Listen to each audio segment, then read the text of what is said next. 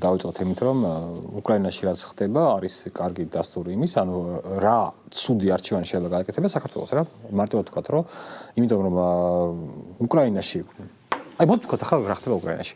უკრაინაში ეხლა მიმდინარეობს ანტიკორუფციული სკანდალი, როდესაც გამოირკვა, რომ ქვეყნის მთავარი ენერგეტიკოსი, თავდაცვის ყოფილი მინისტრი, პლუს ნახევარი მთავრობა პირდაპირ იპარავდა ფულს.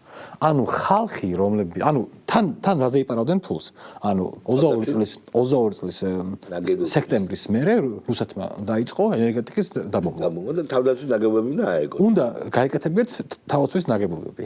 და თან რაც თავარი გამოაცხადეს, შარშან გამოაცხადეს, რომ ისეთიო თავდაცვა ვაკეთეთ, რომ შეიძლება კიევი ვერ დავიცვათო, კიევში რაღაცა თავრობის სახლი, ზელენსკის შტაბი ვერ დავიცვათო, მაგრამ გამორიცხულიაო ენერგეტიკას ვერაფერს ვერ უზამენ რუსებმა სპეციალურად ისექნეს, განდუდა და ამერიკელებს რომელსაც ყავთ საკუთარი წარმომადგენლობა ორი საგამოძიებო ნაბუ და დამოიწნა სახელი. მაგრამ ნაბუ მაგათი. ანუ ორი ებერია. მეორეც მაგათია რა. ანუ ორი საგამოძიებო ორგანიზაციის მეშვეობით დაიწყეს ბრძოლა. ჯერ ზელენსკიმ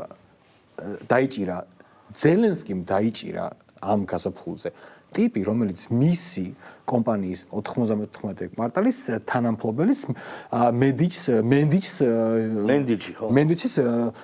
გამოყოლება დაიწყო. ნუ ევროპელებმა და ამერიკელებმა გამოყარეს. ხო, ეს პირდაპირ სექტორი. ხო და პირდაპირ თქვა, რომ ეს იყო ეს დღესაც ხდება, არის პირდაპირ ფებერის ამერიკის 딥 სტეიტის და ამერიკის პირდაპირ შეტევა, იმიტომ რომ ზელენსკი არ დათანხმდა მობილს და ტრამპს და ზელენსკი არ დათანხმდა შუშაბშიდობა ტრამპს აქვს იდეა, რომლითაც მოაშოროს ზელენსკი. მან მოიგო არჩევნები. ეს იდეა არის, რომლის და რუსეთთან სარფიანი ვაჭრობა. ანუ თქვენ თუ ნახავთ ხელშეკრულებაში, ანუ ხელშეკრულებას არის ძალიან მარტივი, ანუ რუსეთის ფულით, რომ რატომღაც ამერიკა და რუსეთი ერთობლივ კომპანიას ქმნიან და რუსული ფულით მოახდინენ უკრაინის სანქციები რო იხსნება და ამერიკა და რუსეთი არქტიკას ერთად აითვისებენ და სასარგებლო წიაღისეულს ანუ ფულია. ანუ ამერიკა ცდილობს რომ რუსეთი მოიმხროს ჩინეთის წინააღმდეგ. სანამ საბოლოოდ ასე ვთქვათ გადასულა ჩინეთის მხარეს შეაჩეროს ეს პროცესი.